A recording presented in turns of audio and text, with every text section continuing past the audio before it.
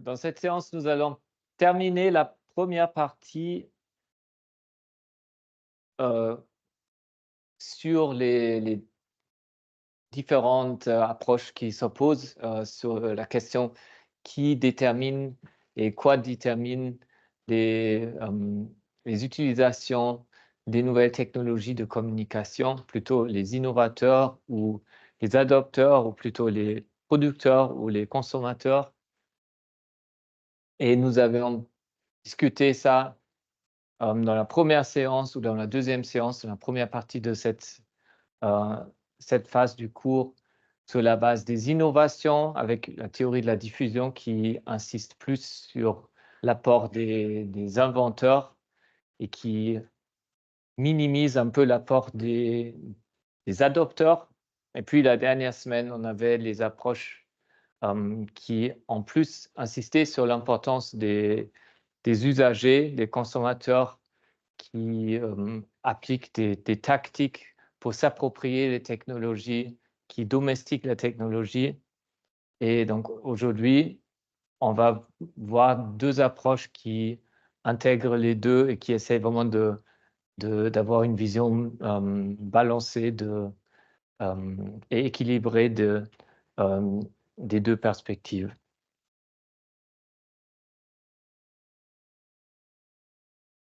Et je voulais aussi juste vous dire quelque chose de pratique. Donc là, on a souvent des petits sondages avec l'outil de sondage avec le code QR, Slido. Euh, donc ça, c'est quelque chose que je regarde aussi pour voir dans quelle mesure vous participez et ça contribue à cette note de participation. Mais si vous n'êtes pas là pour une ou deux séances et si vous ratez une ou deux fois ça, ce n'est pas quelque chose qui va être négatif pour votre note. Donc c'est un peu comme le principe avec les vidéos que si vous êtes une fois absente pour une raison, c'est pas tout de suite sanctionné. L'idée c'est de donner quand même un peu de flexibilité. Et après, je pense qu'on peut aussi participer, faire les slidos, même quand on n'est pas dans le cours, parce que ça reste ouvert. Donc on peut toujours faire ça aussi à un autre moment. Alors, pour rappeler la dernière séance, il y avait ces trois approches qui, tous les trois, ils insistent un peu sur le rôle des consommateurs ou des usagers. Donc, les deux approches qu'on connaissait déjà des cours effet et usage, donc de Stuart Hall, l'idée le modèle de codage et décodage avec les trois lectures ou du coup les trois façons d'utiliser les technologies. La métaphore de guerre utilisée par De Certeau avec les stratégies de ceux qui construisent les technologies et les tactiques des utilisateurs, qui permet encore un peu mieux de concevoir aussi la course aux armes qui se fait entre les deux camps parfois. Et finalement, l'approche de la domestication qui était quant à lui une approche qui était développée sur la base vraiment des nouvelles technologies de communication. Donc, ce n'était pas quelque chose déduit d'une théorie sur la réception plus ancienne, mais c'était vraiment développé pour étudier l'appropriation des nouvelles technologies. Et donc, ça a pris en compte aussi leur manifestation physique sous forme d'appareils qu'on intègre dans la maison, qu'on met dans une pièce qui va peut-être bouger au cours de sa carrière dans un foyer. Au début, ça va être dans le salon. Quand ça vieillit, peut-être ça finit dans la cave, comme une console de jeu, une vieille console de jeu. Et ces questions-là sont aussi prises en compte par la théorie de la domestication. Et pour approfondir cela un peu plus, j'ai cette fois un peu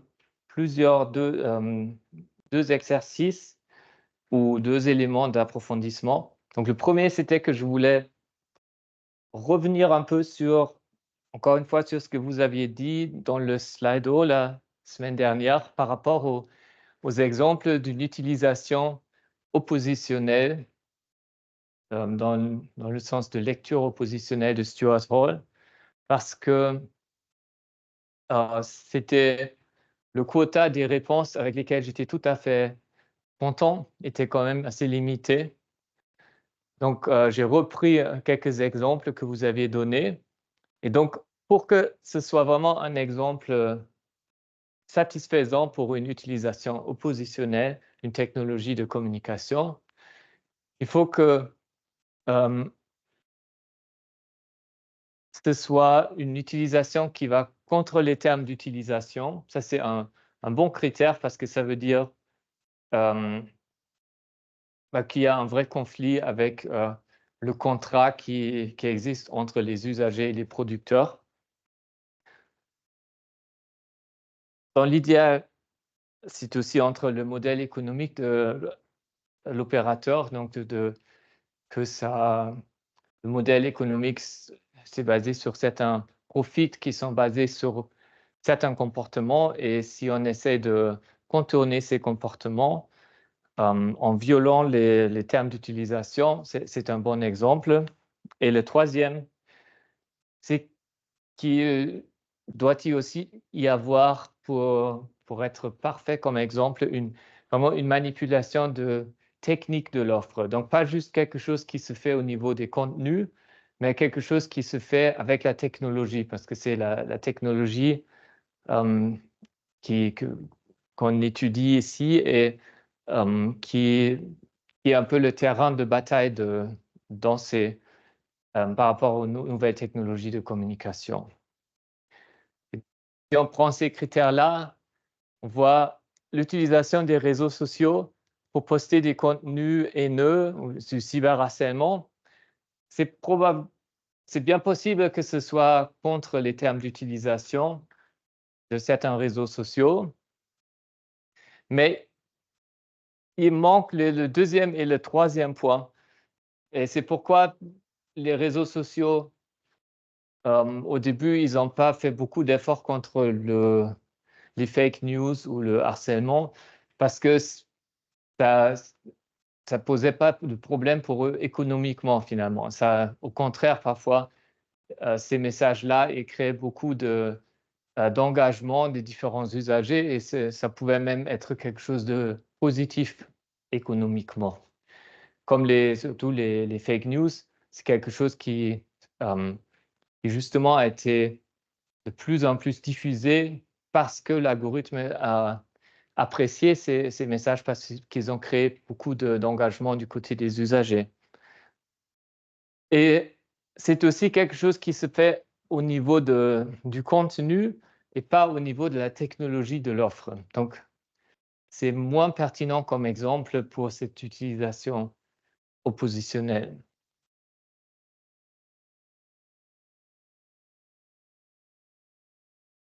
Et les applis d'entraînement en langue, c'est pareil, à la limite, c'est plus négocié peut-être, mais il n'y a rien a priori qui va contre le modèle économique de l'opérateur, et il n'y a pas cet élément technique.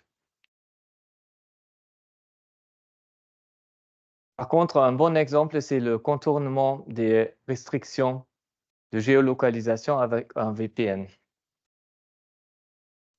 Mais c'était des exemples que je connaissais déjà, et donc il y avait un exemple qui m'a quand même intrigué, et c'était les Treasure Island dans Animal Crossing New Horizons. C'est qui parmi vous sait de quoi il s'agit, cette utilisation-là? Je ne vais pas vous demander de tout expliquer, vous pouvez montrer. D'accord, donc la plupart ne sait quand même pas.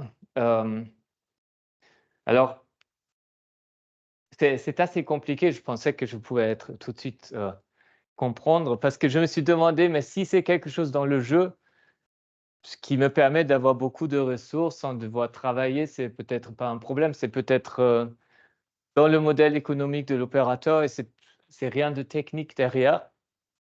Donc, j'ai commencé à regarder une vidéo qui explique tout ça de 12 minutes et puis il y avait une collègue qui est venue dans mon bureau et je pouvais pas expliquer pourquoi j'étais en train de regarder ça et mais c'était de toute façon, j'ai demandé plutôt à d'abord à ChatGPT, mais ChatGPT ne pouvait pas répondre parce que ça s'est arrêté en 2022.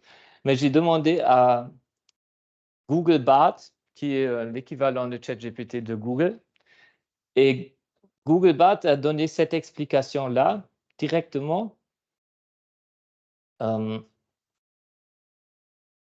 Et donc, j'ai mis le lien sur ce document. Je l'ai aussi imprimé quelquefois. Et essayez de lire ça. Comme ça, vous apprenez quelque chose peut-être de très pratique en même temps et de voir sur cette base-là si c'est du coup oppositionnel, si ça serait une utilisation oppositionnelle ou pas.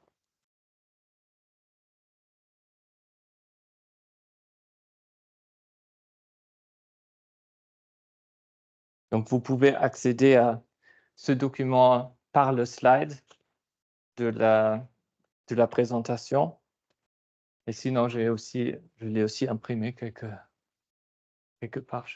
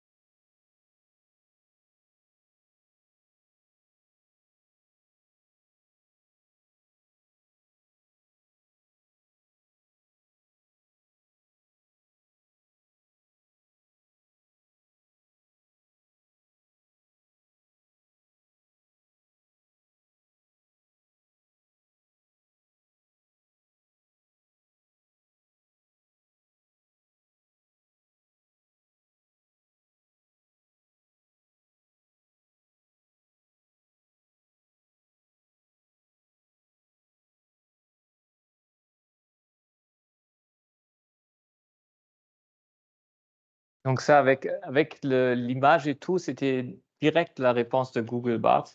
J'ai trouvé ça, ou qui s'appelle Gemini maintenant, j'ai trouvé ça assez impressionnant. Et du coup, qu'est-ce qu'on aurait comme argument pour dire que c'est oppositionnel ou pas?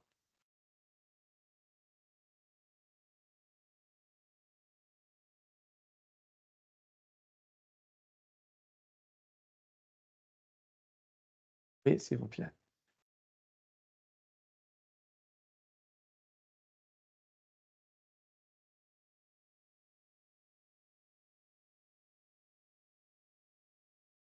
Mhm,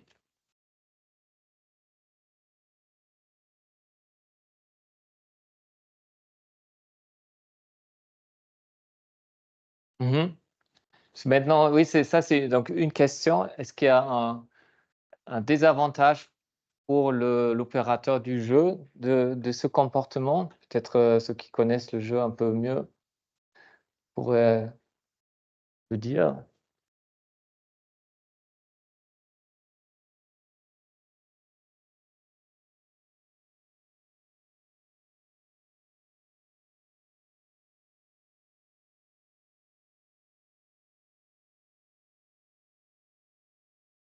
Oui,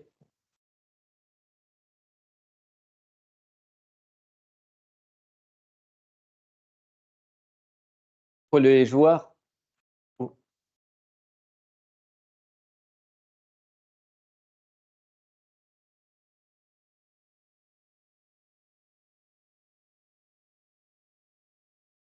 Mhm.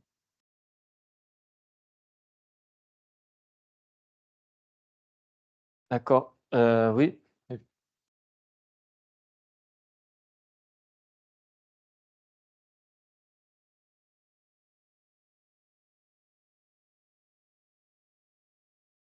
Mmh mh. Mmh. Ouais, donc pour la question des producteurs du jeu, je pense, c'est probablement désavantageux si les gens se font ça parce que je suppose que c'est un peu basé sur la, scarcité des produits, qu'on doit travailler, qu'il faut un engagement pour mériter ces produits-là, comme sur d'autres jeux.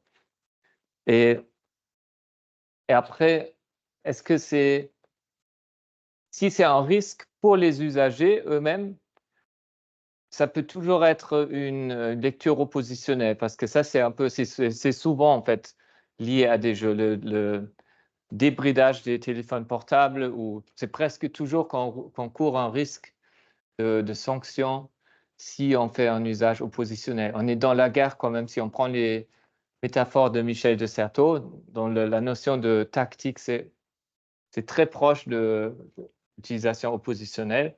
Donc il y a ces risques-là, c'est normal pour les usagers. Et la dernière chose où j'ai pas vraiment compris, moi, c'était la question technique. Alors, si j'ai bien compris, les gens qui font ces îles-là, ils ont modé le jeu et je suppose que là, dans les modes, il y a peut-être quelque chose qui était contre le,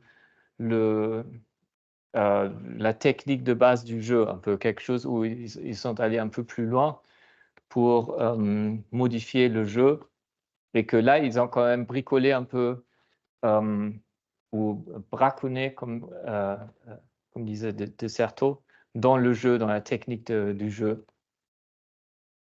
Et je pense aussi quand ils disent: «Risque de corruption des données de sauvegarde», c'est probablement parce qu'il y a quelque chose qui est pas tout à fait techniquement, dans l'ordre des choses, parce que sinon, il ne devrait pas y avoir de risque comme ça. Donc, je pense que c'est un exemple, un très bon exemple, hem, de donc d'une utilisation oppositionnelle et c'est quelque chose que je pourrais utiliser dans les cours prochaines années parce que c'est quelque chose de nouveau. Et ce qui est intéressant dans cette vidéo, pour terminer, c'est qu'il y a quand même apparemment assez de normes sociales de comment le faire pour respecter quand même d'autres normes entre les joueurs. Donc c'est même si c'est oppositionnel, c'est très un comportement assez réglé par des règles de respect pour les autres joueurs ou pour ceux qui proposent les îles, les îles pour qu'on n'en profite pas trop. Mais par rapport au constructeur, c'est une lecture oppositionnelle. Donc ça, c'était sur ces lectures et c'est on peut pratiquement toujours quand c'est une lecture oppositionnelle, c'est aussi une, presque toujours aussi une tactique, l'application d'une tactique. Donc là, c'est en tout cas, dans cet exemple, on peut aussi dire que ce sont des tactiques utilisées par les joueurs parce qu'on est sur le jeu. Le jeu, c'est le territoire des constructeurs du jeu, dans les termes de Certeau. C'est les constructeurs du jeu qui peuvent définir, quels objets normalement se trouvent où. Eux, ils disposent de l'espace dans le jeu et mais les joueurs ont quand même certaines possibilités de modifier des choses et s'en connaissent plus techniquement, ils peuvent faire un peu plus et donc c'est typiquement des tactiques des utilisateurs donc qui sont utilisés dans ce contexte-là. Mais après, les constructeurs des jeux, s'ils veulent vraiment arrêter ça, ils ont les moyens de l'arrêter. Et donc pour, la deuxième application, c'est par rapport à la théorie de la domestication. Donc là, je rappelle, ça c'était deux diapositives et on avait avec les principes de base. Donc, il y a une sorte de un processus d'apprivoisement dans lequel la technologie sauvage elle va être apprivoisée dans le foyer, mais en même temps, le foyer va aussi être modifié par la technologie parce que c'est un processus à double sens. Et donc, il faut aussi étudier les deux processus et les axes selon lesquels ou les dimensions sur lesquelles Silverstone propose de les étudier. C'est donc cette objectification par rapport à positionnement dans l'espace, l'incorporation dans les comportements et la conversion, donc tout ce que les utilisations signifient symboliquement aussi, et le fait d'utiliser cette technologie. Et donc là, je vous présente encore un petit article ou une réflexion d'un article, et vous trouvez l'article dans les références, qui a étudié comment cette technologie de smart home, que j'avais aussi utilisé comme exemple dans la dernière séance, comment ça peut modifier ou pousser les normes existantes dans un foyer donné dans une certaine direction. Et selon cet article, cette direction, c'est vers une distribution traditionnelle des normes et des rôles genrés dans un foyer. Donc, les produits des maisons connectées et la publicité, les discours d'accompagnement des produits de maisons connectées, que c'est, même si les produits sont techniquement novateurs, mais que sur le plan social et sur la distribution des rôles entre hommes et femmes, que c'est très traditionnaliste et que ça renforce donc une distribution des rôles traditionnels. Ça, c'est c'est pas une hypothèse, mais c'est l'idée suivie dans cet article-là, qui est pas un article quantitatif, mais plutôt une analyse critique des discours de publicité et d'accompagnement. Et donc, notamment, ce qu'ils étudient pour étudier la distribution des rôles des hommes et des femmes, c'est ce qu'ils appellent l'agentivité genrée des hommes et des femmes. Donc, l'agentivité, ça veut dire la capacité à agir activement, à prendre l'initiative, à déterminer ce qui est fait, choisir, et donc une agentivité genrée, c'est-à-dire que cette agentivité, qui est en soi quelque chose de positif, qui signifie l'autonomie, que ça va être distribué de manière systématiquement inégale en fonction du genre des acteurs. Donc, dans ce cas-là, que les hommes ont plus d'agentivité que les femmes dans les discours et dans les utilisations de ces produits.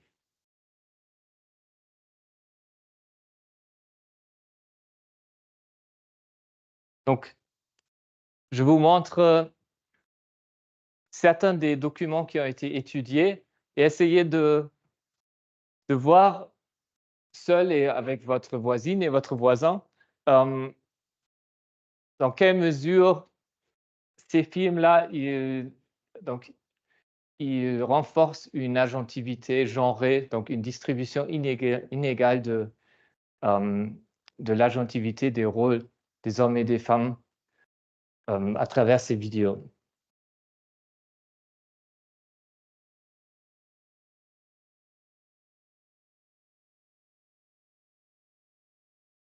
Donc, le premier, c'est une publicité pour Amazon Alexa.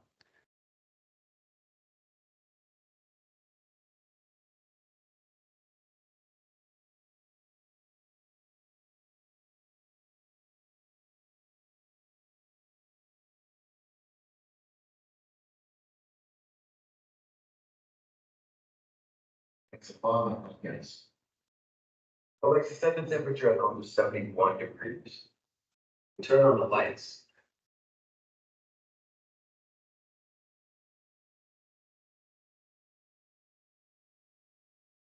Mine. Thanks, I'm important.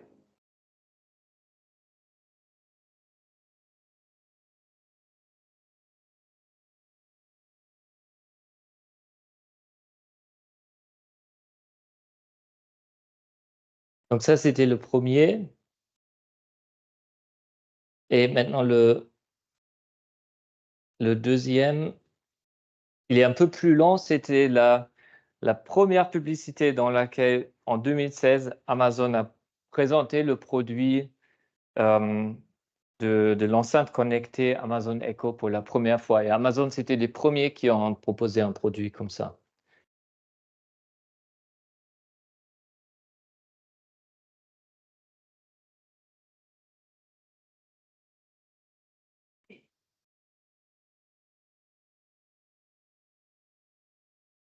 Called Amazon Echo.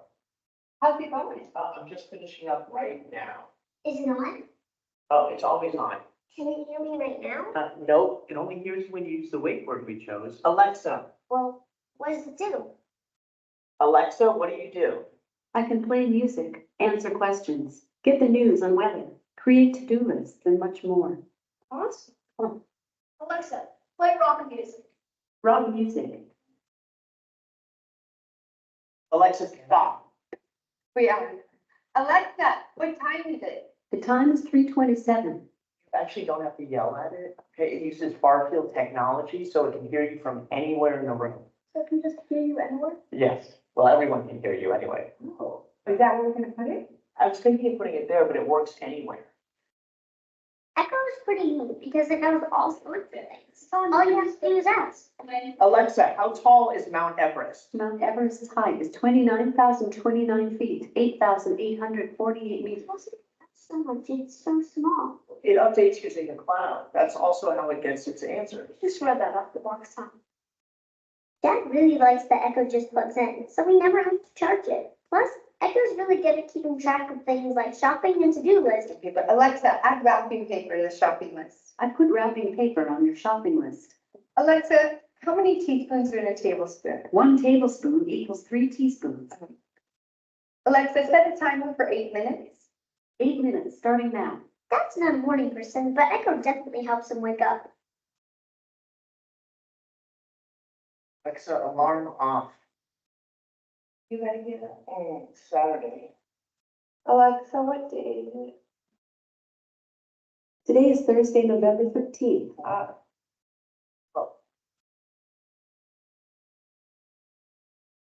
Alexa, give me my flash news briefing. Here's your flash briefing. From NPR News in Washington, I'm Lakshmi Sen. What did the dog say after a long day of work? Today was rough. Get it out of here. Alexa, tell me another joke. I wondered why the baseball was getting bigger and better than me. Sometimes Echo helps out when you least expect it. Hey, Dad, I think spell cancel. Cancelo. CANT. Donc, je pense qu'on a l'idée maintenant.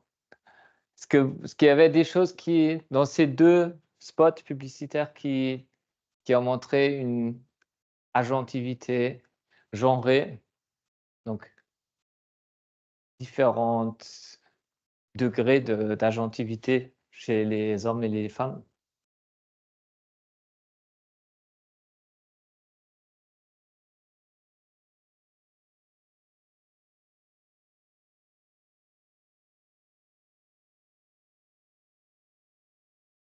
Je vous laisse un peu discuter entre vous si vous avez trouvé des indices.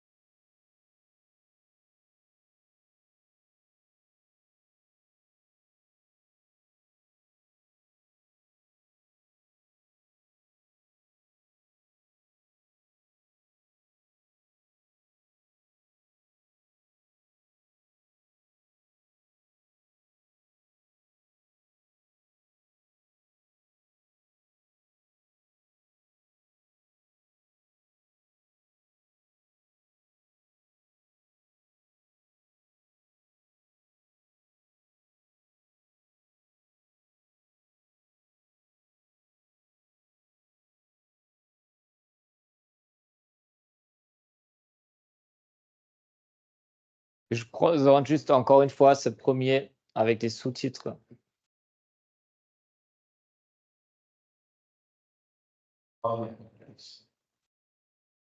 Set the temperature at home to 71 degrees. Turn on the lights.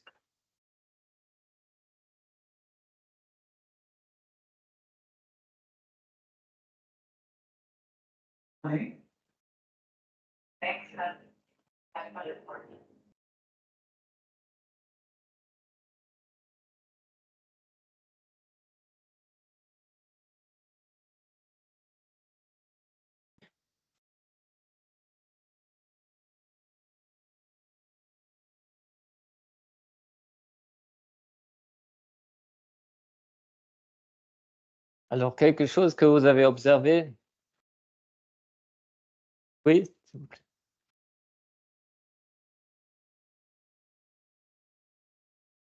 Les enfants, les listes de courses Mhm. Ouais, déjà ça dans les deux cas. Donc ça, c'est les rôles en général qui sont très clairement distribués là. Et même dans l'utilisation aussi.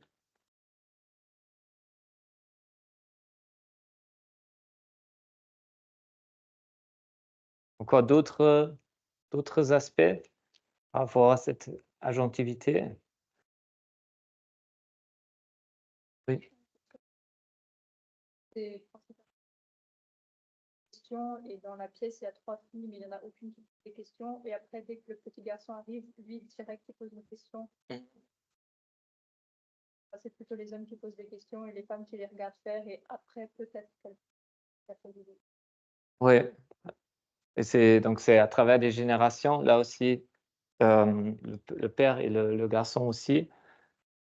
Poser des questions, c'est toujours extrêmement fort comme comportement d'agent, agentivité. Parce que on détermine un peu comment ça va continuer la situation.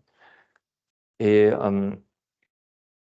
aussi par rapport à la domestication, une question de la domestication, c'est l'objectification, donc où on pose l'appareil. Et donc là, c'était la femme qui a posé la question, mais elle a posé la question à son mari pour savoir où on va le mettre, parce que c'est lui qui va déterminer où on va la mettre. Et donc ça, ce sont les décisions qui vont déterminer tout le processus de domestication derrière. Donc où on la pose, comment on l'utilise, dans quel contexte. On voit que lui, il a programmé l'alarme, le réveil, ou il a sa petite routine avec les infos qu'elle doit aussi entendre, alors que c'est lui qui se lève. Apparemment, elle n'a pas besoin de se lever à ce moment. Donc, c'est fait par rapport à lui. Et dans l'autre film aussi. Et ça, donc, c'est l'homme, alors que c'est la femme qui rentre dans la maison, c'est l'homme qui met la lumière, qui contrôle, même s'il est absent, c'est lui qui contrôle l'environnement domestique. Et donc, ça peut être bien dans un geste bienveillant, mais vous pouvez imaginer, et ça, c'est une réalité, bien sûr, que donc, très majoritairement, c'est les hommes qui installent ça et qui contrôlent cette technologie-là. Il y a beaucoup de surveillance aussi dans la maison connectée. Et aujourd'hui, il y a les portes d'entrée connectées. Et donc, beaucoup de surveillance de l'autre et de possibilités aussi en cas de conflit, de manipulation aussi. Et donc, ça, c'est quelque chose qui se fait concrètement aujourd'hui. Il y a beaucoup de conflits où donc les hommes profitent aussi de cette marge de manœuvre et de ce contrôle qui est ici montré sur un niveau très, très limité. Mais quand même, dans les deux publicités, je trouve que c'est quand même assez lourd ce lien-là.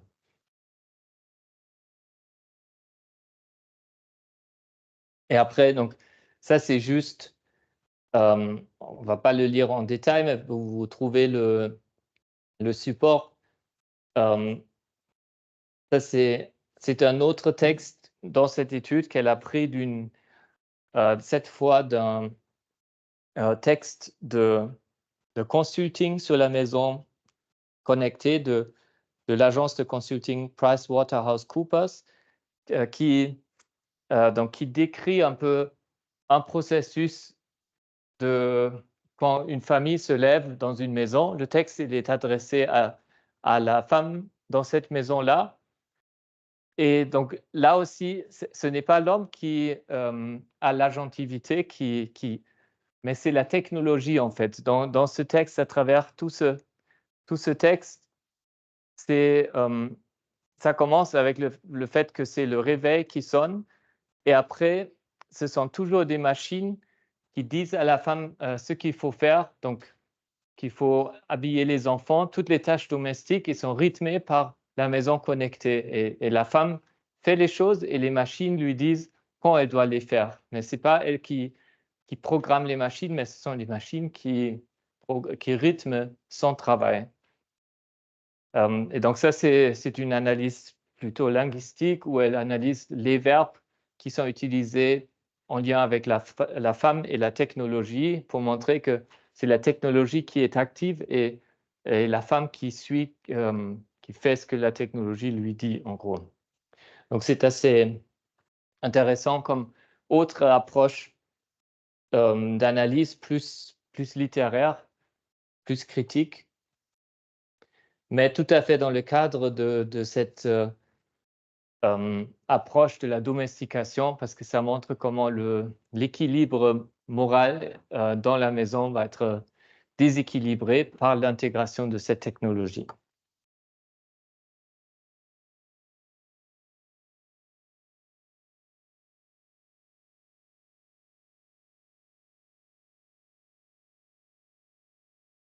Et donc ça, j'avais juste caché, mais ça c'est, comme ça vous pouvez voir, ça c'est un peu ce qu'elle écrit, l'auteur dans cet article par rapport à ces spots publicitaires.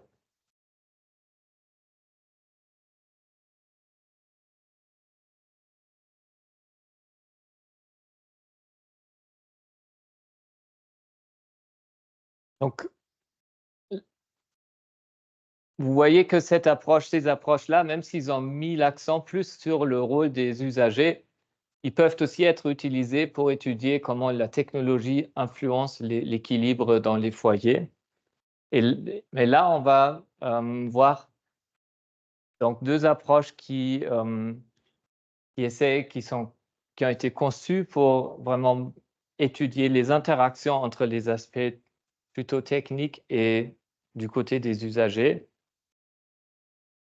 Et il y a une approche qui est sur le niveau microsocial, donc vraiment sur les interactions des individus avec les technologies, et l'autre sur le niveau macrosocial, donc plus sur comment toute une société, dans des processus à long terme, va s'approprier des technologies et comment les technologies peuvent influencer la société.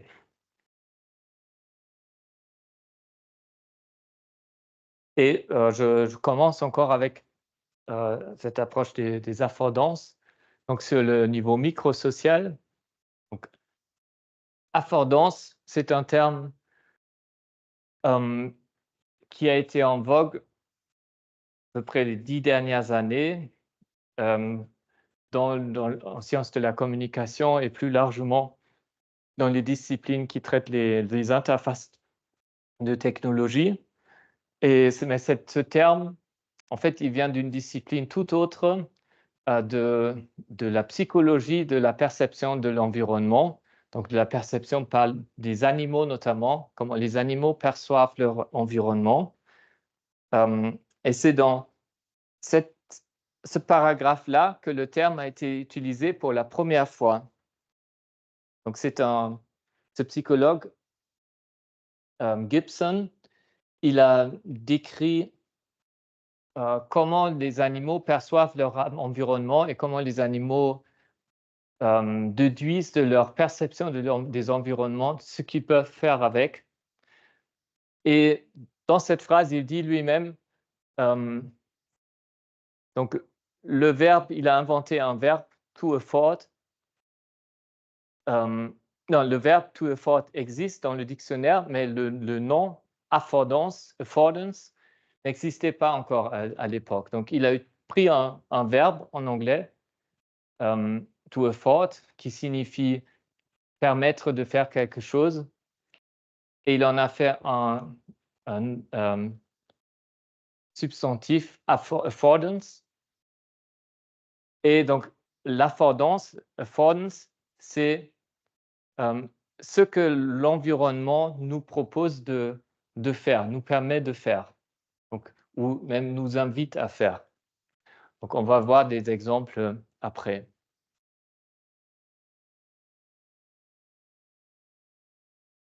Et ce verbe afford, ça a aussi des traces dans la langue française. Par exemple, si on dit quelque chose est abordable, ça vient des mêmes racines. Donc, c'est quelque chose que qu'on pourrait se permettre d'acheter ou se permettre de faire. Donc, c'est quelque chose qui facilite quelque chose, une activité. Et très concrètement, si on reste dans un premier temps dans l'environnement, les affordances, par exemple, d'un arbre pour un humain, c'est qu'on peut se suspendre, on peut s'abriter sous l'arbre ou on peut grimper sur l'arbre. Donc ça, ce sont des affordances. Et ce terme d'affordance, il est très intéressant, notamment dans l'étude des interfaces numériques, parce que donc, ça permet de décrire ce que les interfaces nous permettent de faire et comment ils influencent notre comportement.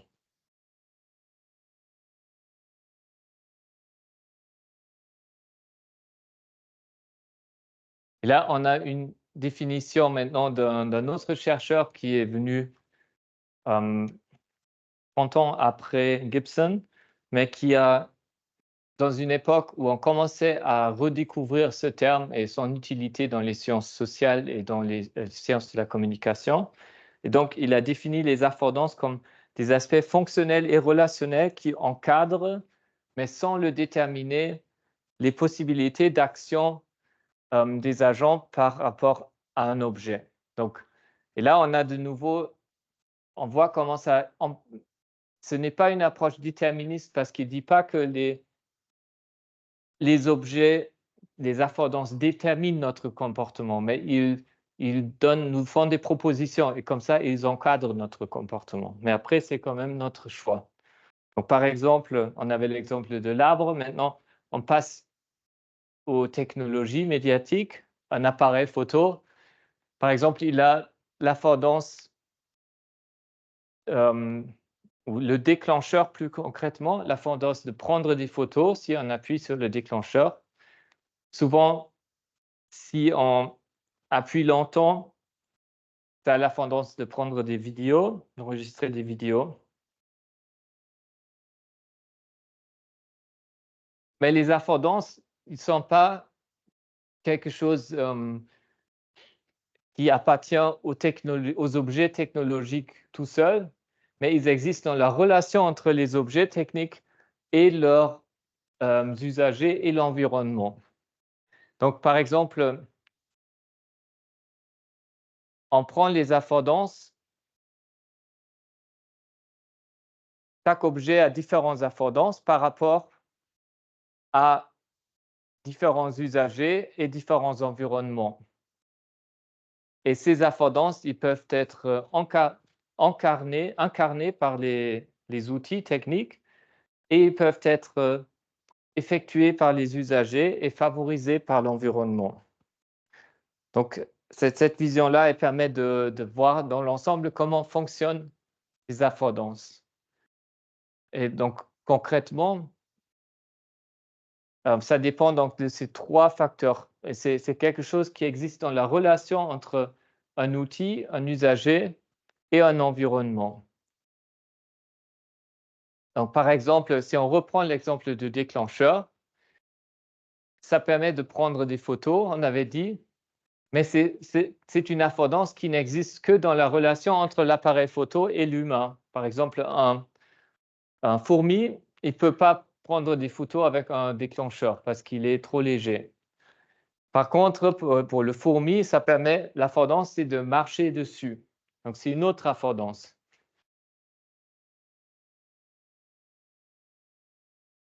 Et l'humain, il ne peut pas marcher dessus, ou sinon il casse l'appareil. Mais tout ça, ça dépend aussi des activités. Par exemple, si l'humain il est en train de faire du skateboard, il ne peut pas en même temps prendre des photos et marcher dessus. Il aurait besoin d'un drone, par exemple, pour le filmer ou d'un autre appareil. Et finalement, donc ça, c'était du côté des usagers. Ça dépend de leurs caractéristiques et de leur activité. Et après, ça dépend aussi de l'environnement. Donc, par exemple, si on est sous l'eau, normalement, avec un appareil comme ça, on ne peut pas faire toutes ces choses-là. Donc, même l'humain ne peut pas faire ça dans certains environnements. Et comme ça, les affordances, ils sont déterminés par cet ensemble de rapports entre l'outil technique, les usagers et usagères et l'environnement.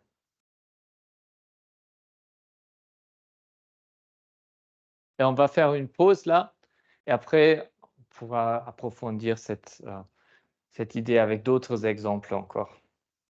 Donc, on reprend à 14h15. Alors, vous voyez dans cette graphique assez bien comment le concept des affordances est équilibré parce qu'il montre bien que il y a une part de l'influence de ce qui se fait après qui vient de l'outil technique, mais il y a aussi une autre part qui vient des usagers et finalement, il y a l'environnement. Donc, les trois, c'est symétrique. Les trois, ils ont leur rôle à jouer. Et l'approche, c'est d'étudier comment chaque aspect remplit son rôle, simplement. Et ça permet de différencier aussi en fonction des outils et des situations. Parfois, c'est plus l'un, parfois, c'est plus l'autre qui détermine. Mais la théorie, elle ne dit pas ou elle n'est pas biaisée par rapport à l'usager ou à l'objet technique.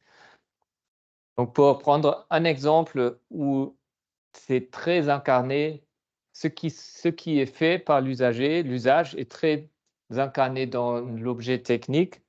C'est le premier iPod de 2001, donc où il existait déjà des lecteurs de MP3 numériques. Donc à l'époque, ce n'était pas Apple qui était les premiers à proposer ça, mais ils étaient très difficiles très complexes à gérer.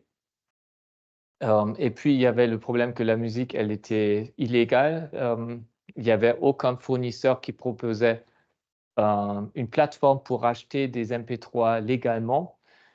Et donc, ça, c'était l'offre de Apple, déjà de proposer un marché où on pouvait acheter légalement de la musique. Et après aussi, pour proposer quelque chose pour naviguer dans sa musique. Donc, ça, c'est toujours la force de design chez Apple.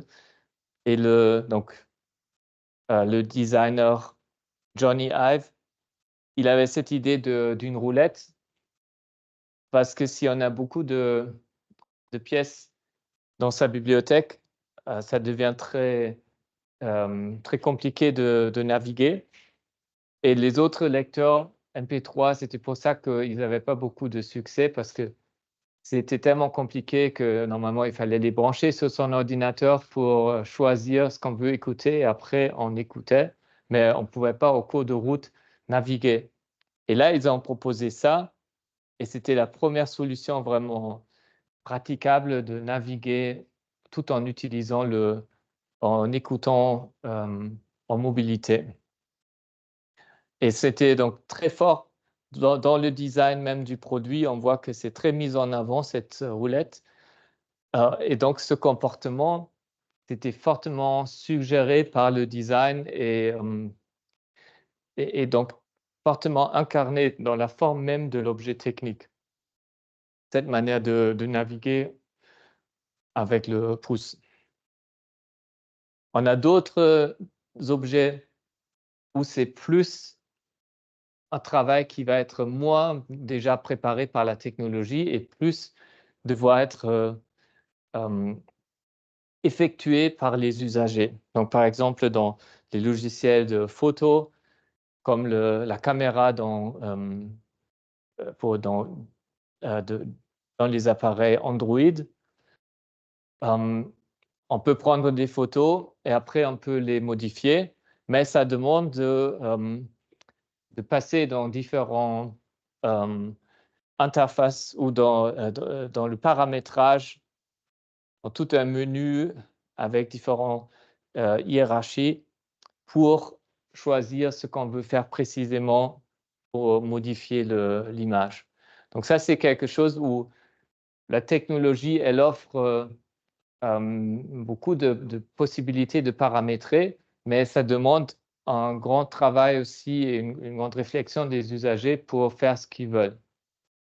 Donc là, c'est plus du côté des usagers. Et ça, c'était aussi quelque chose qui était vécu par beaucoup comme trop compliqué. Donc, quand Instagram est venu avec des filtres où tout était déjà fait pour certains effets, ça avait une grande popularité. Et donc là, c'était un peu, du coup, un objet technique qui finalement, tout ce qu'il faisait, c'était de prendre la charge, une bonne partie de cette charge cognitive de optimiser les photos et de la proposer tout de suite dans l'interface. Et ça, c'était un argument au début pour Instagram, pour cette application. Donc là, c'est de nouveau plus des choses qui sont incarnées par l'objet technique. Et comme ça, l'approche, il ne dit pas que c'est systématiquement plus le technique ou les usagers ou l'environnement qui déterminent, mais il permet d'étudier ça cas par cas. Et quand c'est plus la technique qui va influencer un certain comportement et favoriser un certain comportement, on parle de nudge aussi. Donc, là, vous avez une définition. C'est aussi un terme assez récent, donc, qui a été vraiment beaucoup diffusé il y a 15 ans dans ce texte, tout un livre sur ce phénomène-là. Donc, un nudge, c'est quelque chose de très particulier parce que ça va favoriser un certain comportement sans pour autant radicalement changer l'offre. Donc, par exemple, il n'y a aucun intérêt économique normalement derrière un nudge. Ce n'est pas quelque chose qui va nous pousser vers un certain comportement en nous donnant des intérêts ou des avantages économiques. Mais c'est juste quelque chose qui, dans la présentation d'un objet ou d'une technique ou d'une offre, va mettre en avant une certaine forme d'utiliser. Donc, par exemple, là, dans cet exemple, c'est avec ces flèches, c'est ces textes, One Calorie Burn, ça va favoriser qu'on marche au lieu de juste rester sur une marche. Ou ça, c'était vraiment les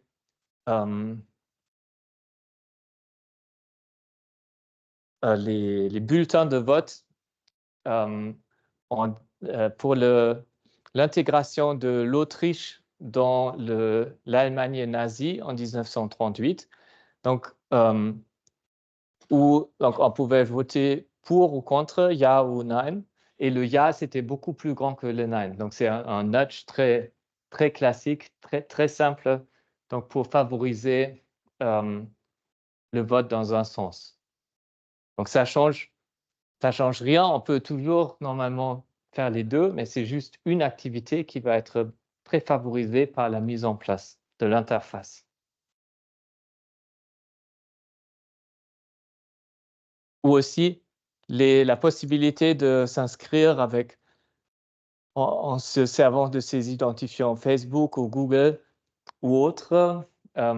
C'est aussi quelque chose qui va faciliter cette activité-là de en même temps partager ces données, plus de données, ou comme autre option, on peut rentrer son adresse email si on se connecte avec une nouvelle application, mais c'est beaucoup plus laborieux de faire ça parce que après il faut confirmer l'adresse email probablement.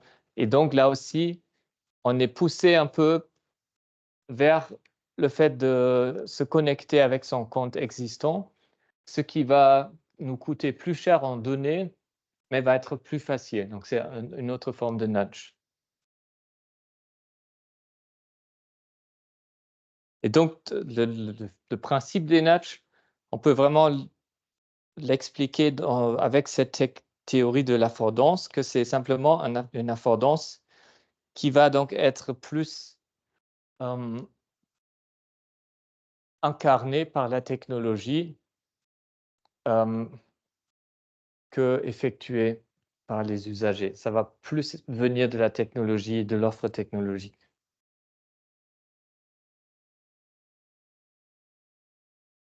Donc ça, c'était la théorie au niveau microsocial. Et j'ai juste encore un exemple parce que le contexte dans lequel la notion d'affordance a le plus été discutée, c'était dans le contexte des réseaux en ligne où donc une chercheure, Dana Boyd, qui travaille aujourd'hui chez Microsoft, elle a appliqué cette notion d'affordance aux réseaux sociaux en ligne quand c'était encore quelque chose de nouveau dans les années 2010 pour décrire comment notre communication sur les réseaux en ligne est différente de notre communication dans d'autres contextes parce que c'est un environnement avec certaines affordances qui vont favoriser certains comportements.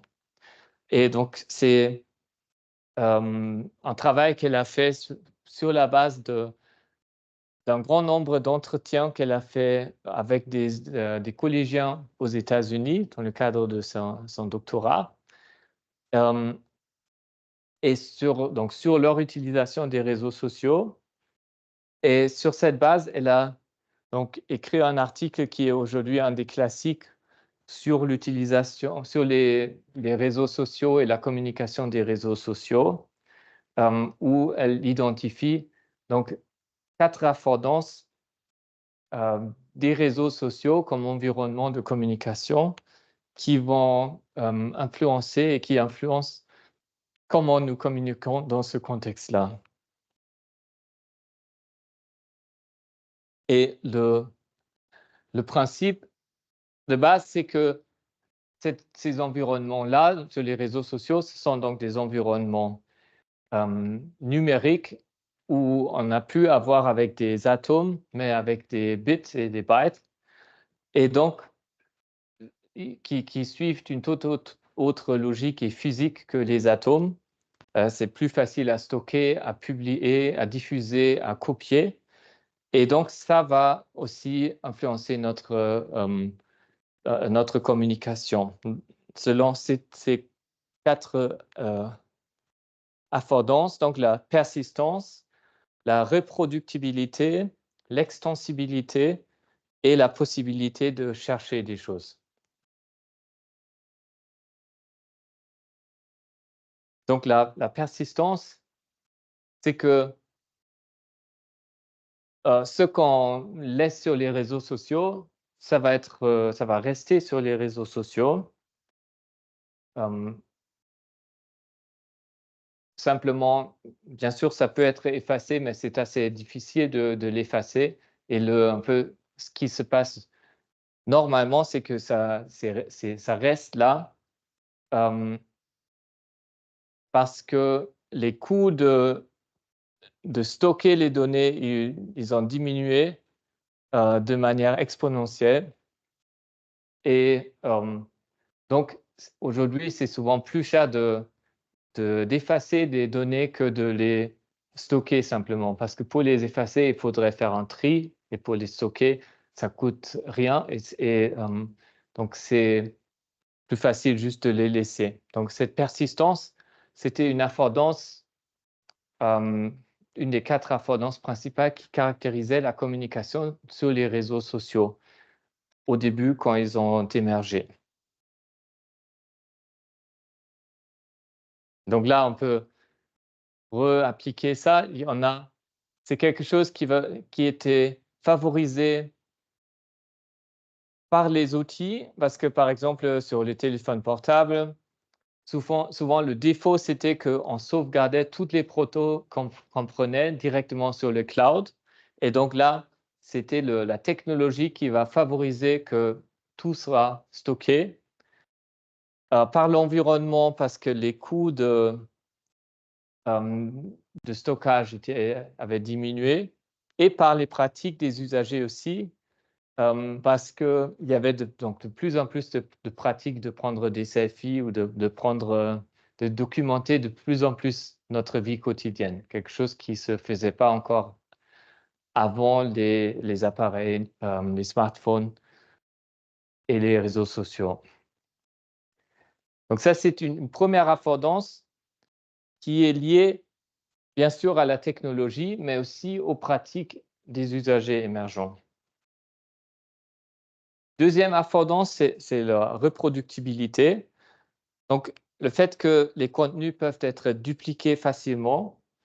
Donc là aussi, il y a les environnements qui favorisent ça, parce qu'on a les données stockées sur des clouds, sur différents appareils qui vont être synchronisés tout le temps. Et donc, automatiquement, il y a différentes copies déjà qui se trouvent à différents endroits. Par la technologie aussi, qui nous invite souvent à copier des données. Par exemple, quand on s'inscrit à un nouveau service, on est invité à partager ses contacts pour voir quels autres amis utilisent déjà ce service. Et donc, dans des moments comme ça, il y a beaucoup de copies qui sont faites de nos données. Et c'est aussi favoriser cette reproductibilité par nos comportements, par nos pratiques, parce que nous utilisons les médias un peu partout, à travers différents appareils qui se trouvent partout de manière très distribuée. Donc, la scalability, extensibilité. Donc, le fait qu'on peut porter des contenus à un public beaucoup plus large, c'est aussi quelque chose donc, qui est favorisé dans des environnements numériques où nous sommes tous connectés avec très peu de liens, avec beaucoup de monde, qui est favorisé par les médias, parce que dans le moment où on prend une photo, tout de suite, on est invité à le partager et on nous propose beaucoup de différents réseaux sur lesquels on peut les partager, et par des comportements aussi, des pratiques dans lesquelles le partage était devenu beaucoup plus habituel et attendu aussi socialement.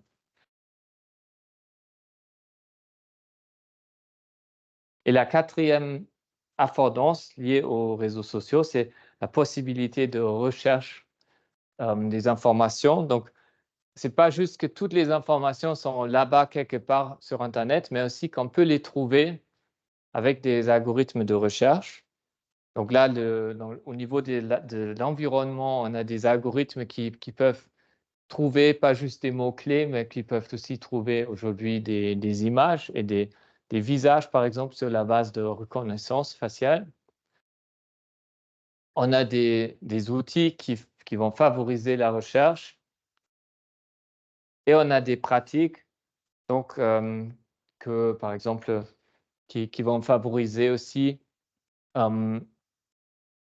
qu'on s'informe, qu'on a plus tendance à s'informer sur d'autres personnes si on a la possibilité avant de les rencontrer dans la vraie vie. Donc ça, ce sont 4 affordances de l'époque des réseaux sociaux, selon Dana Boyd, qui sont favorisées à la fois par les outils, les environnements numériques et les pratiques des usagers. Et pour finir ça, donc, avec ces 4 affordances, il y a différentes dynamiques qui se mettent en place, qui vont poser plus ou moins de problèmes sur différents plans. Donc, parce que les informations elles sont portées à des publics très larges, il y a par exemple un problème de ce qu'elle appelle des publics invisibles, que quand on publie une information, on ne sait pas avec qui on la partage, et il y a des audiences beaucoup plus larges qu'on ne connaît pas, parce que les données sont copiées et diffusées. Le phénomène des contextes effondrés, context collapse, qu'on partage des choses peut-être avec un groupe très particulier, avec des amis, et puis ils vont aussi être perçus par des parents ou les employés futurs. Et comme ça, on n'arrive plus à garder les informations dans un contexte donné. Et en lien avec ces deux dynamiques-là, qu'il y a de plus en plus de flou entre ce qui est le public et le privé, parce qu'on peut donc plus contenir certaines informations dans un contexte particulier. Donc ça, ce sont après les dynamiques dans l'interaction de ces 4 affordances qui marquent la communication et notamment ce qui est public et privé dans l'environnement des réseaux sociaux. Donc juste une chose par rapport à ça, c'est une théorie, donc vous voyez de 2010. Est-ce que vous voyez peut-être des choses qui sont déjà qui ont déjà un peu changé par rapport au constat qu'elle a fait entre 2010 et 2024?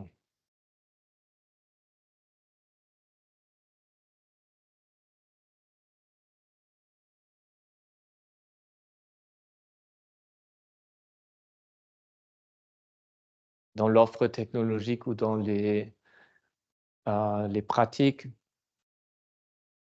Vous pouvez comparer ce que je viens de dire, ou est-ce qu'il y avait un moment où vous vous êtes dit, mais c'est pas tout à fait comme ça, peut-être?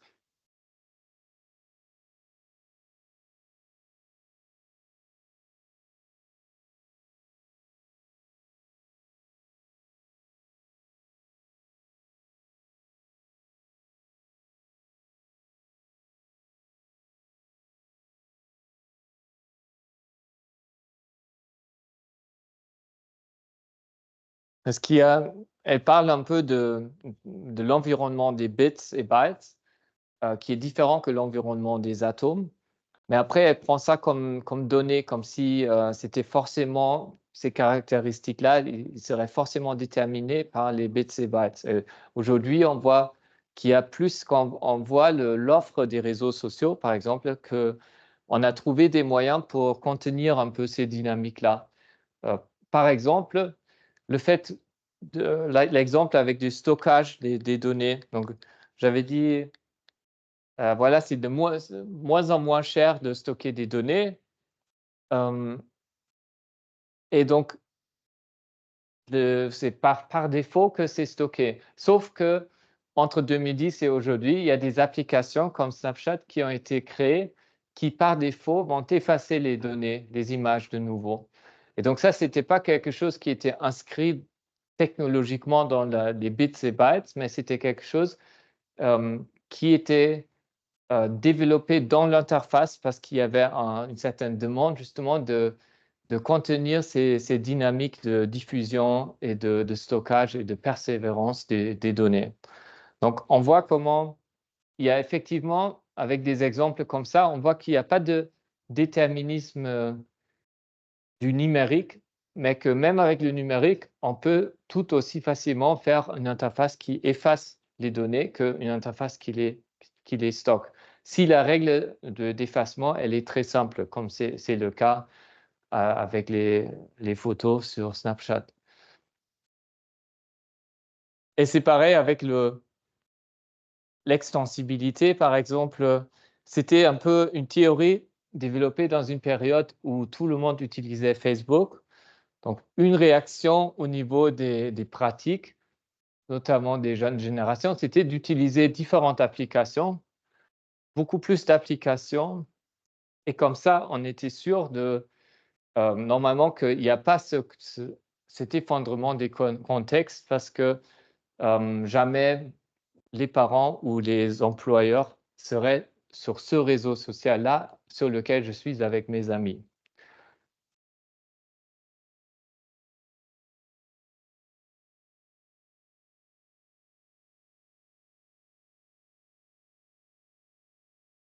Donc ça, c'était l'approche microsociale au niveau des interactions avec les interfaces.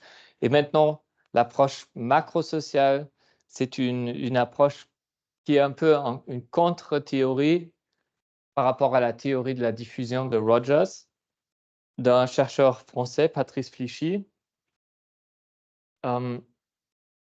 qui a écrit aussi toute une histoire de la communication moderne assez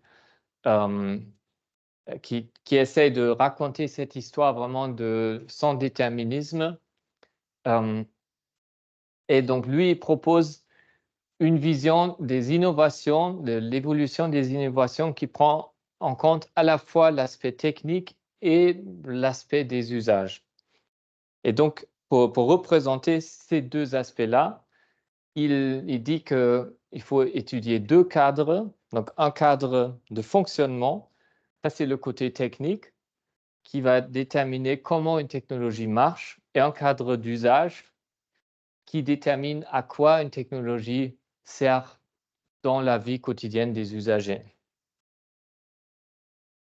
Et ces deux cadres ensemble, ils vont déterminer l'innovation, mais ça prend avec des innovations un certain temps jusqu'à ce que ce cadre va être établi. Et donc, c'est ça le processus d'innovation, finalement, d'après Flichy. Ce n'est pas un processus dans lequel on a une innovation donnée, comme pour Rogers, que les gens vont adopter un après l'autre au fur et à mesure du processus d'innovation, mais c'est plutôt quelque chose d'instable qui consiste en différents cadres qui va se stabiliser avec le temps. Et donc, un cadre, le cadre de fonctionnement, c'est donc le côté technique. C'est ce qui, donc il dit, c'est les savoirs et les savoir-faire, donc les connaissances de base et les connaissances d'utilisation dont on a besoin pour faire marcher la technologie. Donc pour Internet, par exemple, il fallait des savoirs technologiques, des infrastructures sur le fonctionnement des serveurs et l'architecture avec des ordinateurs des usagers, des clients. Il fallait des savoirs scientifiques sur l'échange de protocoles et de données sur Internet. Et il fallait des savoir-faire, donc du côté des usagers, comment faire une recherche, comment installer un logiciel, comment télécharger des logiciels ou des documents. Et ensemble, tout ça, ça va déterminer le cadre de fonctionnement d'Internet. Et après, le cadre d'usage, c'est ce à quoi on utilise. Par exemple, pour Internet, pour échanger des messages, pour télécharger ou faire streamer des vidéos, jouer des jeux ou mettre en lien des citoyens et des institutions.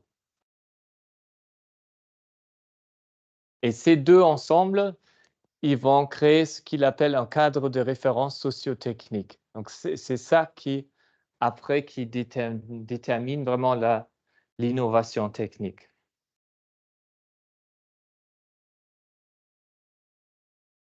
Et donc, je finis sur un dernier processus. Donc, lui, il a aussi un processus qui décrit comment, en 4 étapes, ce cadre de référence socio-technique, il est défini.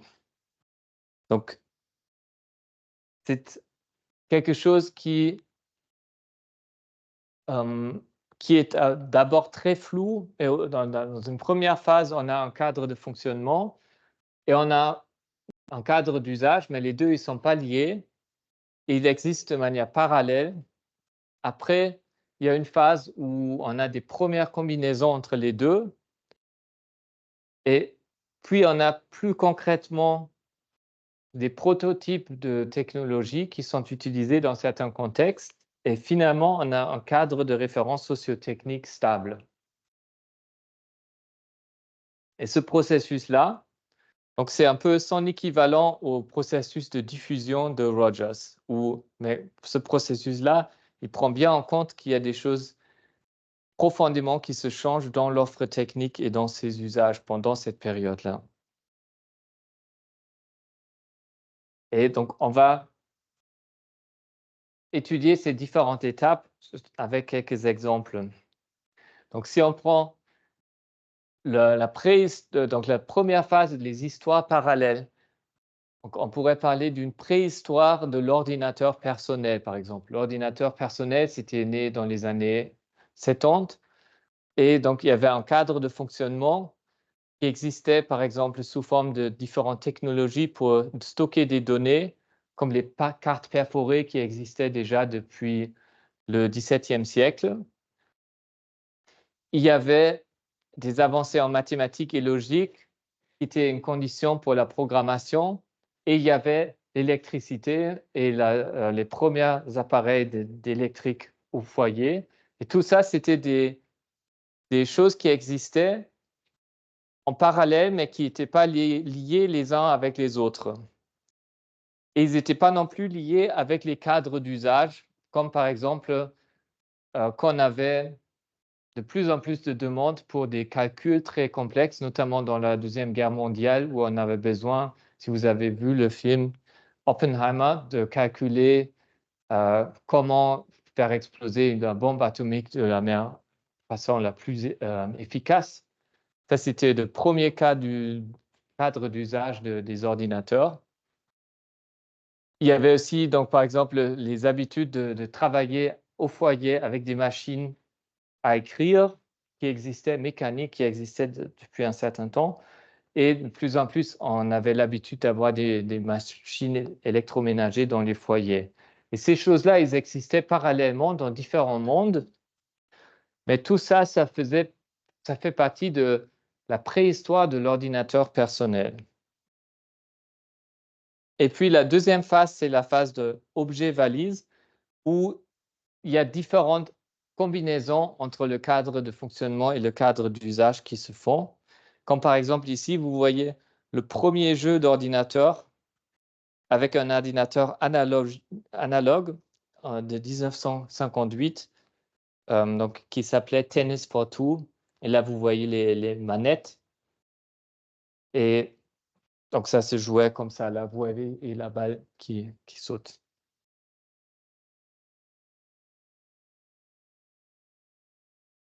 Ou une autre vision, ça c'était de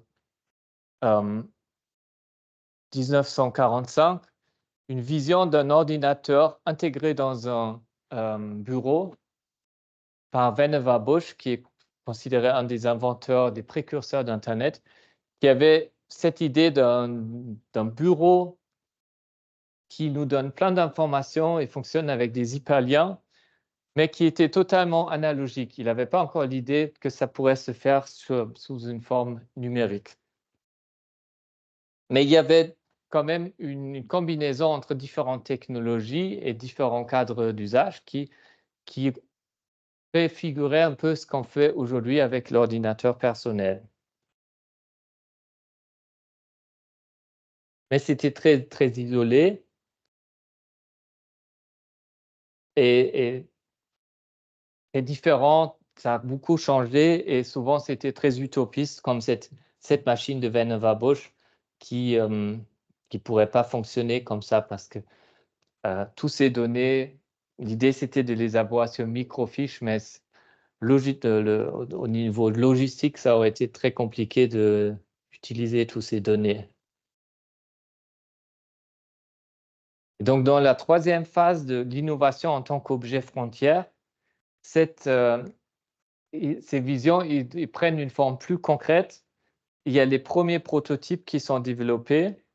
Donc, par exemple, pour l'ordinateur et même pour les tablettes, il y avait déjà dans les années 70 dans les sciences de l'éducation, des premières idées, comment faire des ordinateurs qui peuvent être utilisés par tout le monde, même par des enfants, avec des manettes, avec des écrans intégrés facilement utilisables. Il y avait aussi des premières consoles de jeux. Vous voyez une ici qui est vraiment digitale et qui ressemble déjà un peu plus à une console de jeu moderne. Mais ça reste encore très spécifique dans des contextes très spéciaux et spécialisés que ça existait. Et finalement, la quatrième phase, qui est la phase où le cadre de référence socio-technique se stabilise. Là, on a donc des rencontres qui se sont stabilisées entre le cadre de fonctionnement et le cadre d'usage. Et il y a donc certaines visions de la technologie qui l'ont emporté sur d'autres. C'est souvent sur les marchés boursiers que ça se décide, mais ça peut aussi être sur par exemple, légalement. Et un exemple de ça, c'est le premier Apple Macintosh, donc de 84. Ça c'était donc un ordinateur qui fait maintenant 40 ans, mais où on trouve tous les éléments qu'on reconnaît encore aujourd'hui d'un ordinateur, avec une interface graphique, un écran, clavier, des périphériques et un écosystème d'applications comme les applications de smartphone aujourd'hui, qui pouvaient utiliser pour le travail, pour le divertissement et pour plein d'autres d'utilisations que les concepteurs ne connaissaient même pas encore. C'était toute l'idée de l'écosystème des applications que c'était ouvert après. Donc là, ça c'est quelque chose qui n'a pas vraiment tellement bougé. D'ailleurs, c'est la même entreprise qui domine le marché aujourd'hui. Et donc, ça marque un peu la fin de ce processus.